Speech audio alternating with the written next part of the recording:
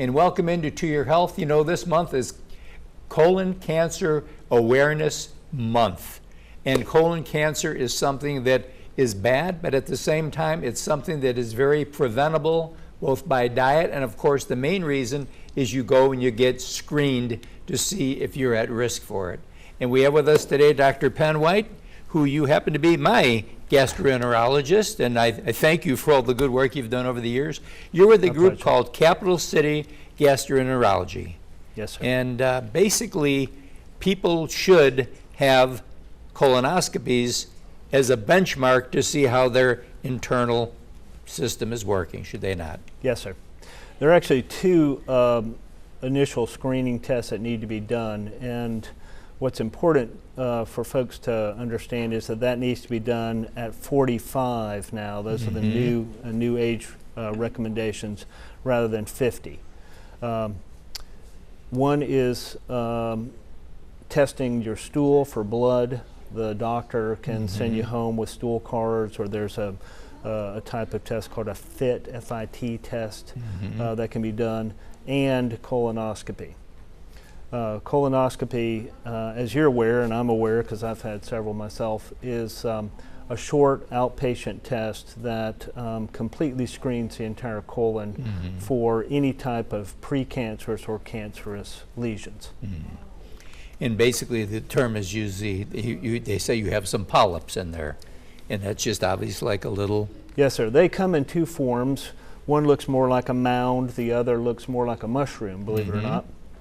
And those are considered the precursors to colon cancer. Okay. Those are always removed by the gastroenterologist and sent off for analysis. There are different forms of polyps that have lower risk versus higher risk, but in general, those are all considered, for the most part, precancerous lesions. If those are caught at that level, then the person is completely cured of a risk of developing cancer until the next session, until they're evaluated again. And that session's based on whether or not they found, like the last time I had a colonoscopy, you said there's no polyps. I was to a point, you said, I'll see you in 5 years. And I says, thank you. Does that still hold true? What are the guidelines? The normal guidelines now are if you have an initial screening exam and you find no polyps, then it's every 10 years until around the age of 75. And at that point, it's something you want to discuss with your gastroenterologist. Okay. And mainly, it's going to be based on longevity, your other health issues, etc. Usually, we'll screen people up to about 85 routinely because people are living older, they're living, they're much healthier as they age. So that's a probably reasonable time, but that's based, in a discussion with your doctor about what, is reasonable, what isn't. If you have polyps on that first screening examination, then it depends on the type of polyp, the size of the polyp, how many polyps, and so on.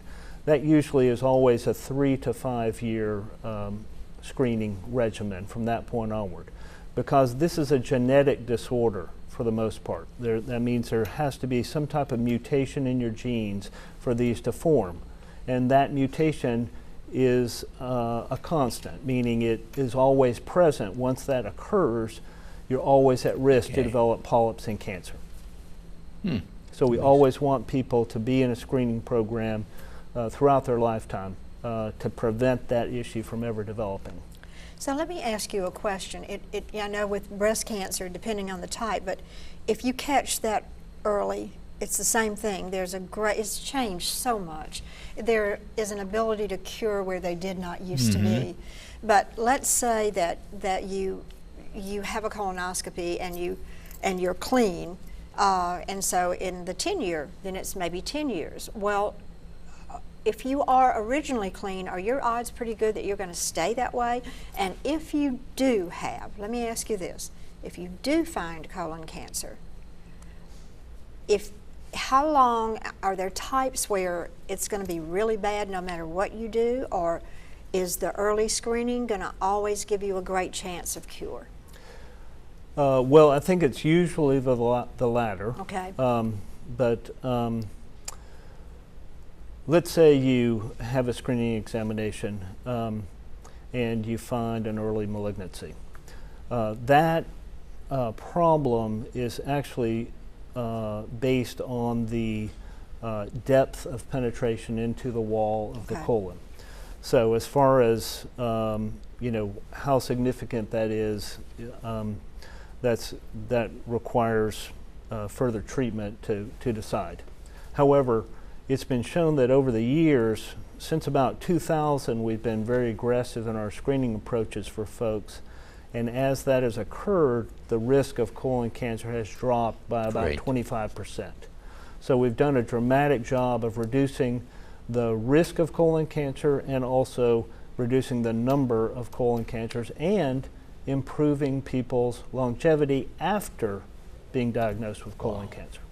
That's what we love. Right. The fact that, number one, go get screened, and you don't ever really have to deal with the horrors of that. It's something that you can take care of then and there.